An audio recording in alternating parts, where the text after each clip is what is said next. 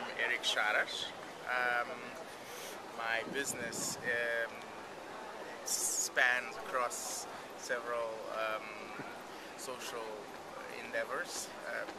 The one that gets me most passionate, it's a newspaper that I do. That has just become the greatest and the biggest newspaper in my country, according to research and people and stuff like that. And which country is that? Mozambique. Okay. Yeah, I come from Mozambique. Yep. So that's it. And what kind of a newspaper is it? Well, it's a very non-political, very centered and development-driven newspaper. The interesting component of it is that it's only been launched 2 years ago, and it's a free newspaper. Yep. And if you think 2 years ago, it was probably the worst possible moment in history to launch a newspaper, never mind free. But stunningly enough, we've done very well, according, well, against all expectations, and that's what we think is remarkable, is that we mix the business plan that hinders on development, on building people's trust and giving them a sense of direction in terms of access to information, and in reward that has come back to us because the sense of trust has made it that the whole business plan and the advertising component worked well. So it's something that I'm very passionate because it's part of a vision. Yep. It's part of a process. I mean, like we say, we created a newspaper to actually kill it at some point.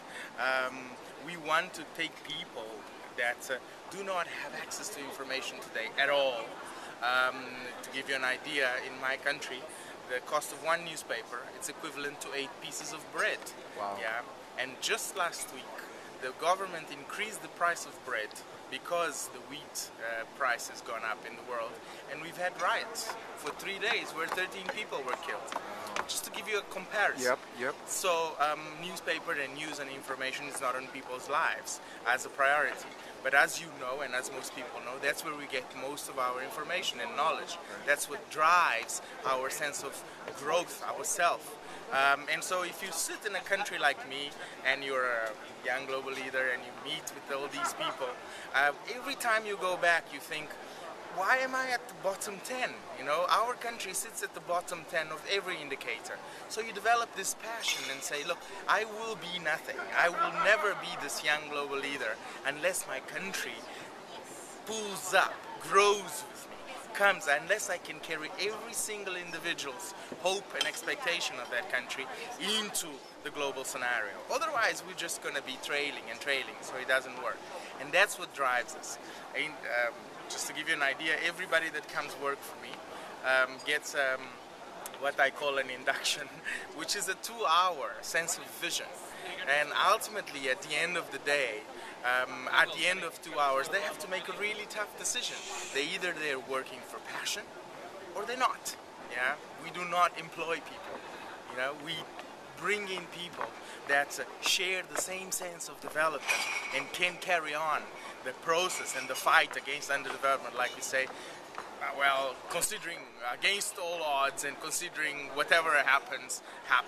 And that's why we were able to build a really strong team, a really, I think it's passion. I mean, every edition, every time we're on the streets, I'm passionate about what my team has produced, and it gets better and better and better, and we face the challenges like you can't imagine.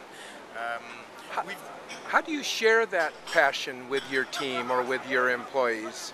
Well, you know, it's very individual at the end of the day, and that's what I tell them. I said, look, at the end of the day, I'm giving you the glow, the vision, the 2 hours, so that you know what I'm pushing, yeah? But ultimately, I'm hiring you to push me to go forward too. So you have to become an individual too. And it becomes very interesting because they all absorb this. So even though I'm the director of newspaper, I have no say when it comes to the information. The director of information tells me if he likes it or not. Sometimes I say, this news, do you think it should come up? He says, we'll see. So it's great, they carry it. And every time the newspaper is out, I'm proud. I'm like, wow, great. So that sense of giving ownership, letting it go, ultimately it becomes theirs. You know, they feel it and they treat it like theirs. And we run a very soft house. You know, ultimately I travel, I'm everywhere. People are absolutely responsible to do as they please. But again, it's a newspaper, so they work at 3 o'clock in the morning. They work at 12, so we don't have these standards that drive most and the majority of people. But they all come to the party whenever it's necessary.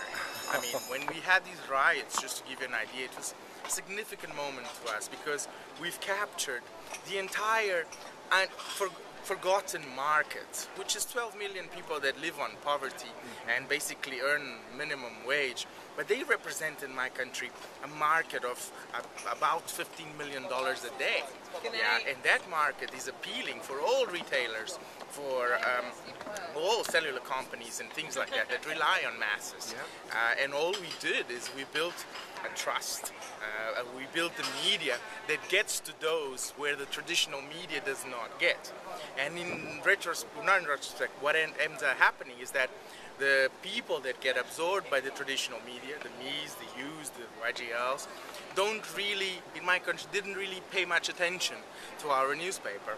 And so we actually had to pick up at the same level, keeping the same quality of content, just delivering it on different platforms, the electronic media. So we run very active website, incredible social networks. We're pushing with Facebook, with Twitter, with SMSs, we're integrating forums. So we capture two markets in two different ways with the same quality of content that does not change. And that has made it for it to grow and grow and grow until now, which is really good.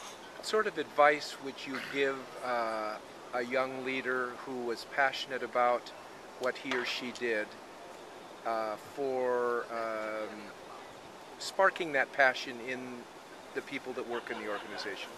Well, you have to live that passion. It cannot be a fake passion.